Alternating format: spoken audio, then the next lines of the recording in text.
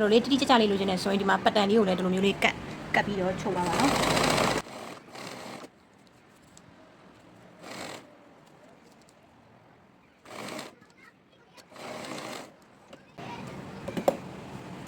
ဟုတ်ပြီဒီလိုချုပ်ပြီးသွားပြီဆိုရင်ဒါဆက်လိုက်မယ်တစ်ဖက်ကိုလှဲမယ်လှဲပြီးတော့ကျတော့ဒီအပေါ်လေးကိုအုပ်ဖို့တော့ပေါ့နော်ကွတ်စာလေးညှက်မယ်ပြီးရင်ဒီဘေးလေးတွေကိုလက်ကလေးကိုပေါ့နော်ဒီလက်ကလေးကုတ်ဖို့အတွက်ကိုဒီလိုမျိုးတလက်မပြားလေးတလက်မပြားအဆွေးစားဖြစ်ဖြစ်ဒဲစားဖြစ်ဖြစ်ညှက်ထားပေးရမယ်နော်ပြီးကျတော့ဒီမှာကွတ်စာလေးညှက်ဖို့တော့ပေါ့နော်ကွတ်စာလေးညှက်ဖို့အတွက်ကိုဒီမှာဒီရှေ့ချမ်းလေးကိုပေါ့နော်ရှေ့ချမ်းလေးကိုဒီမှာပင်ရလေးထိုးပြီးနှစ်ခေါက်ခောက်တယ်ပြီးရင်ဒီမှာကွတ်စာညှက်မဲ့ပိတ်စာပေါ့နော်အဲ့ဒီပိတ်စာလေးကိုလည်းနှစ်ခေါက်ခောက်လိုက်တယ်ခောက်ပြီးအဲ့နှစ်ခေါက်ချင်းကိုကျတော့ဒီမှာအညီလေးတင်တယ်ပေါ့နော်ပြီးသွားရင်ဒါလေးကိုလည်းပင်ရထပ်ဖို့မယ်နော်နေရာမရှိရဘူးအရှင်ဒီနေရာလေးကိုညှက်ထုံးမယ်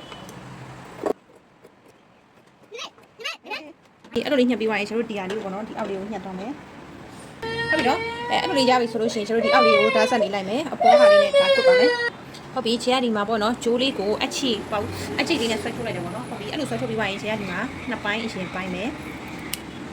ပိုင်းပြီးရင်တစ်ခါ၄ပိုင်းထပ်ပိုင်းမယ်ပေါ့နော်အဲ့နှစ်ပိုင်းကိုတစ်ခါထပ်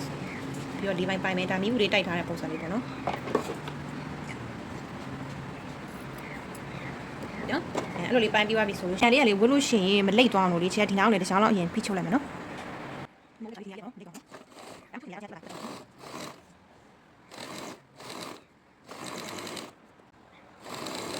ဟုတ်ပြီကျတော့ဒီမှာကျိုးလေးတက်မယ်ပေါ့နော်ဒီမှာအင်ဂျီရှေ့ချမ်းလေးမှာပေါ့နော်ဒီဟာလေးချုပ်ပြသွားရင်ကျိုးလေးနော်ကျိုးလေးတက်မှာဖြစ်တဲ့အတွက်ဒီမှာဟုတ်တော့အဲ့ကျိုးလေးတက်မှာဖြစ်တဲ့အတွက်ကျိုးလေးတက်မှာဖြစ်တဲ့အတွက်ကျတော့ဒီမှာပေါ့နော်အင်ဂျီဒီမှာနော်၄စိတ်လောက်ချင်လာမယ်နော်ဒီနေရာကကျတော့ဒီတော့ကုတ်ဖို့ရှိသေးလို့ပေါ့နော်၄စိတ်လောက်ချင်မယ်ဒါမှမဟုတ်ဒါကိုအရင်ကုတ်ပြီးမှကျတော့ချုပ်လိုက်ရတယ်ပေါ့နော်ဟုတ်ပြီကျတော့ဒီတိုင်းပဲချုပ်လိုက်ကြမယ်ဟုတ်ပြီဒါဆိုလို့ရှိရင်ဒီမှာတင်မယ်ညီအောင်လို့လေကျတော့ဒီမှာပင်အပ်လေးတွေလိုက်ထိုးမယ်နော်ထိုးပြီးမှချုပ်မယ်ဟုတ်ပြီအဲ့လိုလေးပြီးရင်ကျတို့ဒီမှာချုပ်မယ်နော်ဒီလိုပုံစံလေးဖြစ်မယ်နော်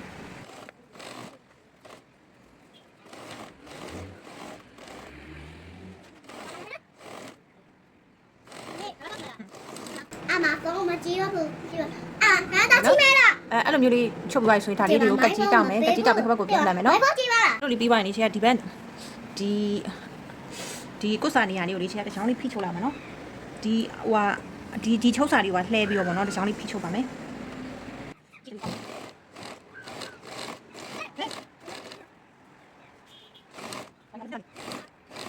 ဟုတ်ပြီဒါဆိုလို့ရှိရင်ရှေ့ချမ်းလေးကတော်တော်လေးရမယ်ပေါ့နော်ဒါလေးကိုပြီးပြီးလေးတိုင်လိုက်မယ်ဒါဆိုရင်မလန်တော့အောင်ပေါ့နော်ဟုတ်ပြီအဲ့လိုပြီးပြီဆိုလို့ရှိရင်ကျတို့ဒီနားလေးကိုပေါ့နော်လုံးကုတ်လေးကုတ်မယ်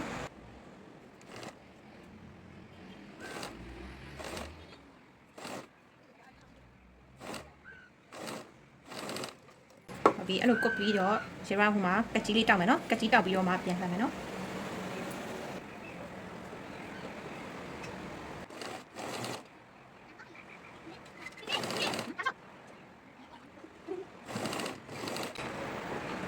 ပြီးနော်ဒါဆိုလို့ရှိရင်ဒီမှာလက်ကွတ်တာလေးပြီးသွားပြီပေါ့နော်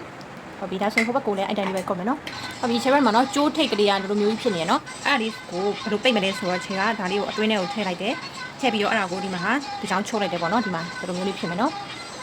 ဒီလိုလေးရပါတယ်ကွက်ဒီလိုမျိုးချုပ်တာမပေါ်ချင်ဘူးဆိုလို့ရှိရင်ဒီနားမှာလေးလက်ချုပ်လေးလိုက်ပြီးတော့အဲ့ချုပ်တာမပေါ်အောင်လုပ်လို့လည်းရတယ်နော်ခြေကတော့အဲ့တိုင်းဒီတိုင်းပဲစက်နဲ့ပဲချုပ်လိုက်တယ်ပေါ့နော်လက်ချုပ်မလိုက်ချင်တော့လို့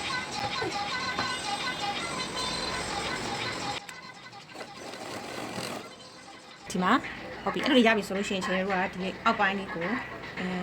နှစ်ခေါက်ခောက်မယ်ကကြီးတောက်မယ်ပြီးရင်ဒီ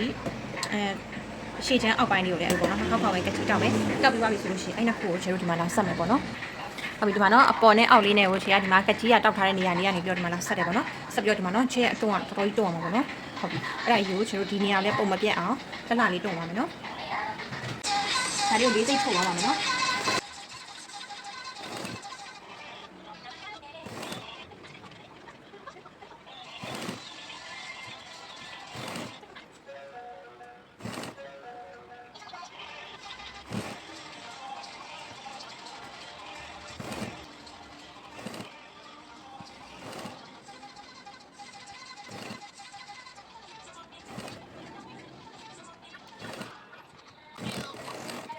အဲ့လိုမျိုးလေးချုပ်ပြီးသွားပြီဆိုရင်ကျတို့ဒီမှာဓာတ်ဆက်လေးလိုက်မယ်ဘေးနှစ်ဖက်ကိုပိတ်ချုပ်ပါမယ်နော်။နောက်ကျရင်ဓာတ်ဆက်လိုက်ပြီးပြီဆိုတော့ဒီမှာဘေးပိတ်မယ်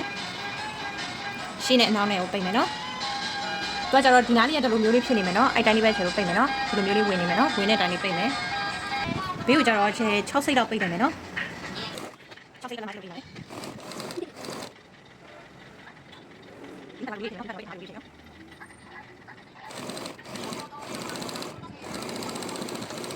ဟုတ်ပြီဟိုဘက်ကိုလည်းအဲ့တိုင်းပိတ်မယ်ဟုတ်ပြီဒီမှာချေကဒီမှာအနောက်မှာတက်ဖို့ကျိုးပေါ့နော်နောက်မှာတက်ဖို့ကျိုးကိုလည်းချေကဒီမှာတစ်ခါတည်းပိတ်ပြီးချုပ်ထားလိုက်တယ်ပေါ့နော်ပိတ်ပြီးချုပ်တယ်ဒီဘက်ကိုကျတော့ဓာတ်ဆက်လိုက်ထားတယ်ပေါ့နော်ဆက်မဲ့နေရတော့ဓာတ်ဆက်လိုက်ထားတယ်သူ့ကိုလည်းအရှိတိုင်းလေးပဲနော်အရှိတွေကဒီနားလေးကအဲ့လိုလေးစိတ်လေးပို့ထွက်နေဆိုတော့အဲ့လိုပုံစံလေးပဲချုပ်ပါမယ်နော်အရှိနဲ့ညီအောင်ချုပ်ပေးရမယ်နော်ချေဘက်ကျိုးလေးဒီနော်ဒီလိုလေးနော်ဟုတ်ပြီဒါဆိုရင်ဒီနားမှာဒါလေးတရေကျိုးကိုမထိပဲနေဆိုလို့ဒီစားလေးချုပ်လိုက်နော်